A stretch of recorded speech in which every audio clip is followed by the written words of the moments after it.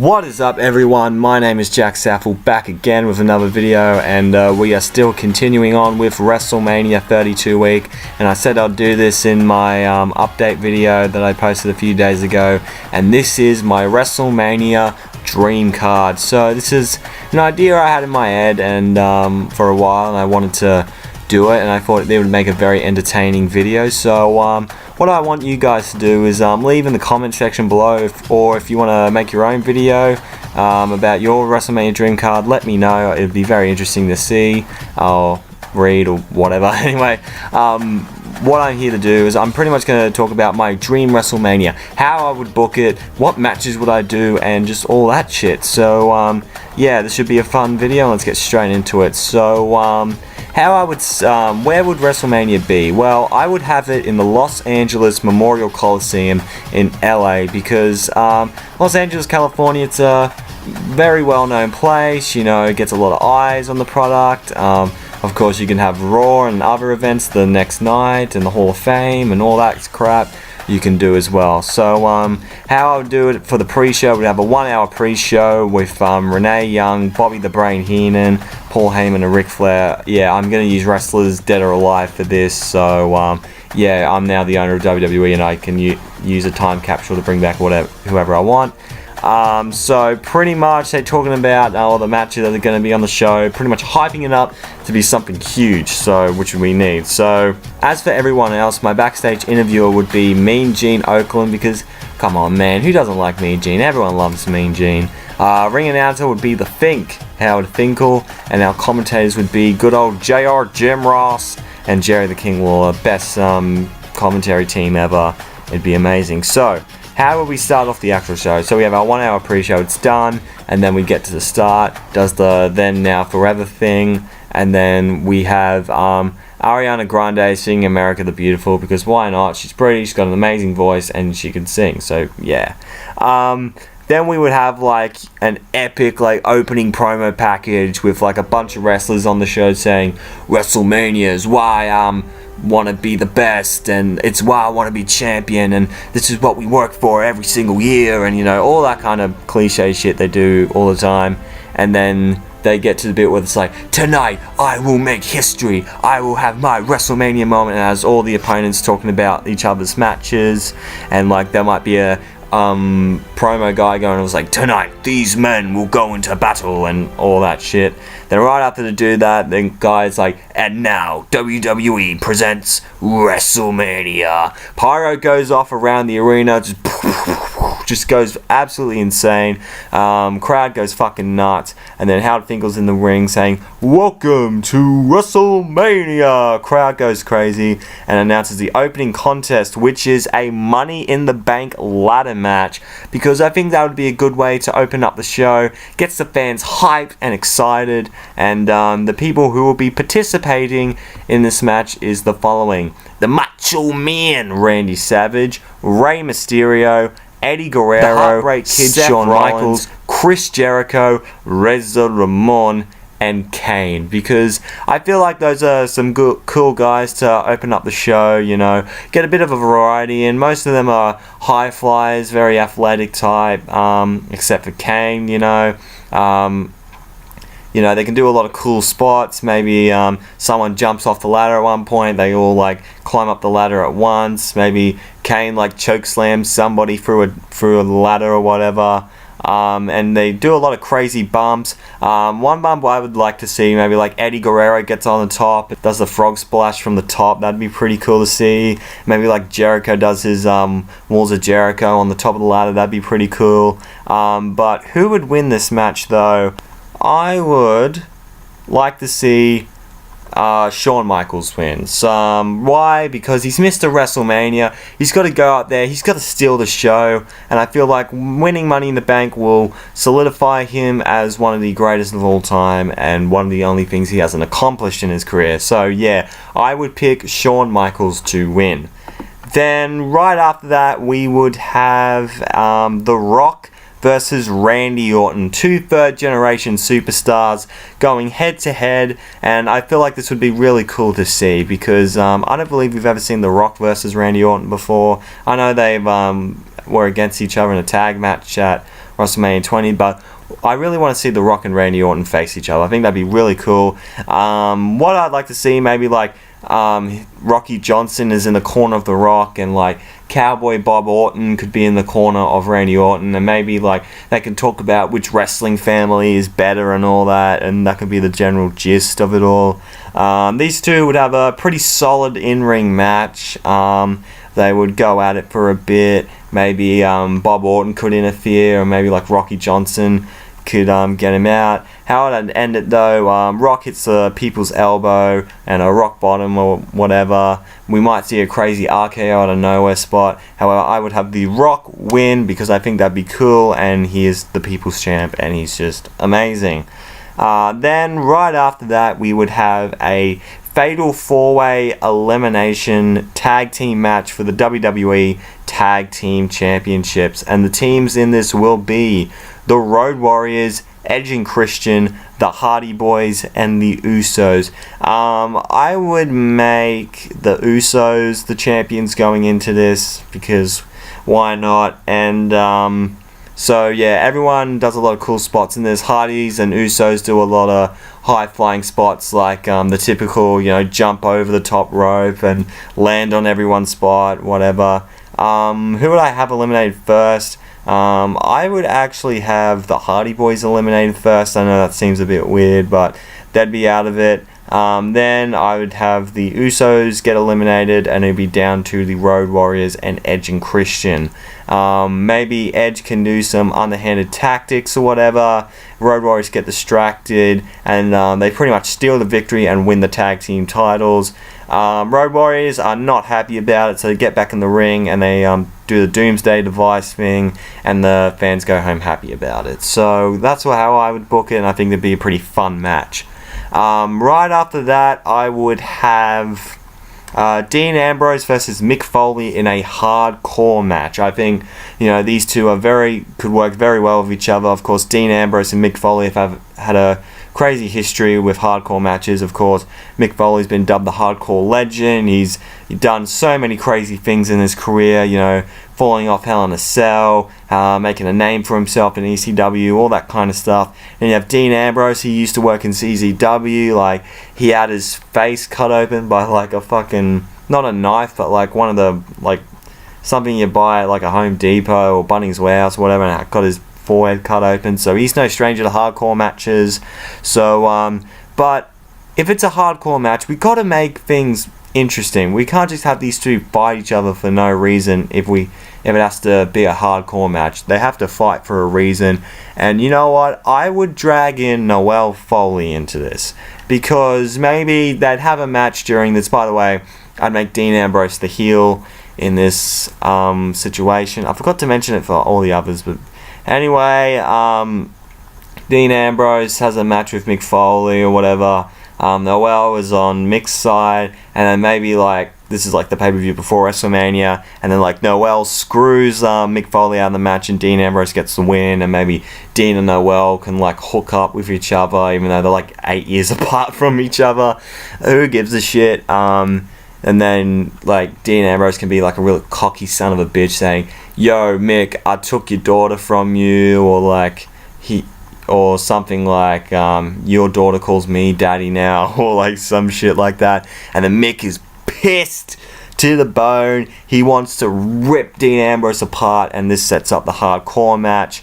Ambrose, he has the cane with it. He has a Singapore cane with him. And then Mick Foley comes out with Barbie. Of course, that's his barbed wire baseball bat. And they don't muck about. They hit punches on each other. Dean Ambrose hits like the cane on Mick Foley a couple of times. Of course, Noelle is cheering him on. And Mick Foley then gets Barbie, hits Dean Ambrose with a couple of times, and scrapes it over his head. And then we see a couple of chairs, we see trash cans, we go the whole 9 yards here. We might put someone through a table. We bring out the thumbtacks at one point. By the way, when he scrapes the baseball bat on Dean's head, he's busted open. We could have some blood in this match, like come on. And maybe like at one point Dean tries to do the dirty deeds on Mick Foley into the thumbtacks, and like Mick's got like thumbtacks in his face and all of it. It's really gross. And then maybe like at one point Foley does like a table spot where he gets up on the top rope. And remember at WrestleMania 16 where he tried to do that spot to The Rock or whatever, where he jumped over and did the elbow through the table? Well, this time he does the Ambrose and he connects. Maybe like something like Noel screws Foley over again. He hits the dirty deeds on like what could be something like very brutal, maybe on like cinder blocks or something, because remember when Ambrose got hit with cinder blocks by Seth Rollins. I'd have that happen, but he kicks out. But how maybe like they bring some glass, because why not? How it end? Say put someone through a table set in flames. They both go through. Ambrose hits dirty deeds, wins the match. That's how I would see that match going down. Right after that, we would have Andre the Giant versus the Big Show. The two biggest guys in WWE going at it. It's pretty self-explanatory. I'd make Big Show heel, and he goes along and boasts and says, "I am the best giant." Andre comes in and is like, "You are not the best giant. You're a little bitch," or whatever. And I'll make this match pretty quick, because I don't think these two would have a most stellar match. I would have Andre win by whatever his finisher is, and then afterwards Big Show like respects Andre. They shake hands and then do all that. So it'd probably be a big spectacle more than an actual like in-ring kind of thing. Right after that, would move on to an actual in-ring masterpiece. Would have Bret the Hitman Hart versus Daniel Bryan in a 30-minute Ultimate Submission match for the Intercontinental Championship. And I think this would be match of the night. From a wrestling standpoint, maybe Daniel Bryan, he's like Intercontinental Champion and he wants to be like the best champion out there. Bret Hart comes in and he's like, "Yo mate, like, you think you're the best? Have you seen me? I'm the best there is, best there was, best there ever will be. I'm a better wrestler than you." Daniel Bryan's like, "Bitch please, I won like 7 Best Technical Wrestler awards by Dave Meltzer or something like that," and they pretty much want to see who the better wrestler is. So this is what sets up the IC title match, and these two put on a technical masterpiece. For Ultimate, they hit so many submission holds on each other. How I would end it though, I would have maybe like at the very end they have like 3 submissions on each other, and then like when there's a minute to go, Daniel Bryan locks in the yes lock and he tries his absolute hardest to like get in the tap out, and when like Bret's right about to reach the ropes, he grabs him again and then he just locks it in tight, so there's nowhere left for him to go, and he just gives up, and Daniel Bryan retains the Intercontinental title. They shake hands, it's all good. Then right afterwards we would have CM Punk and AJ Lee versus Triple H and Stephanie McMahon. Now I know what you're thinking, Jack, that's a fucking weird match to see, but hey, here's what I do. It makes sense storyline wise, because we all know CM Punk left the WWE on bad terms. He didn't get along well with Triple H and Stephanie and all that, and that was one of the biggest reasons on why he left. Maybe he decides to come back, thanks the fans for letting him back. Maybe Triple H comes out, "You should have never returned, I should have buried you," and he says, "I'm gonna kick your ass at WrestleMania," or whatever the fuck. And Stephanie, who's not happy at Punk as well for leaving. Maybe like AJ Lee then comes out and decides, "Hey, you fired him on his wedding day, I want a shot at you as well," which kind of sets up the tag team match. This would be more of a storyline match than actual like proper in-ring stuff, but how it happens, CM Punk and AJ Lee would get the victory in a feel-good moment for the company, and Triple H and Stephanie get put in their place.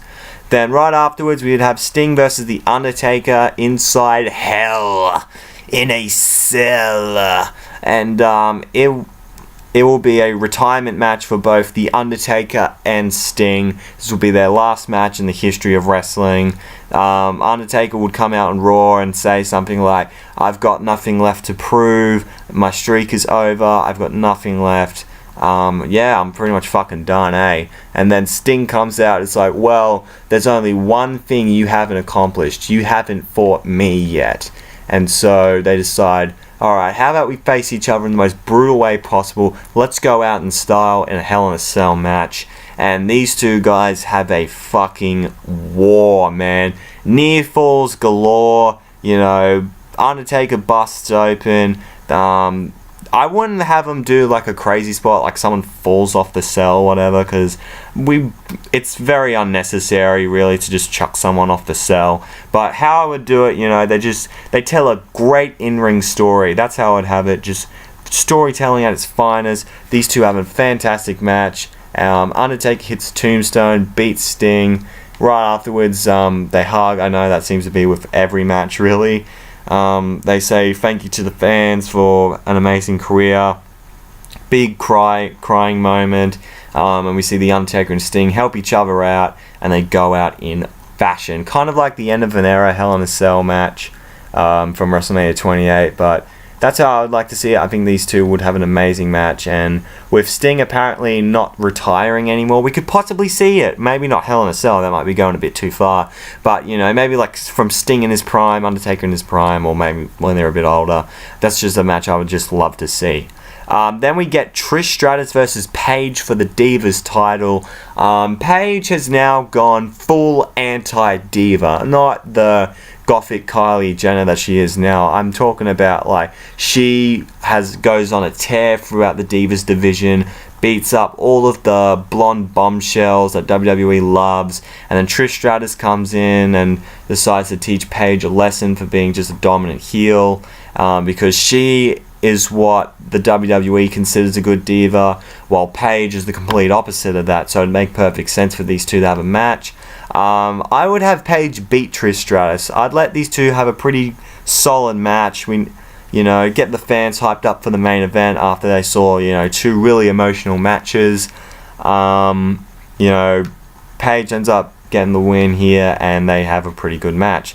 Then we get to the main event.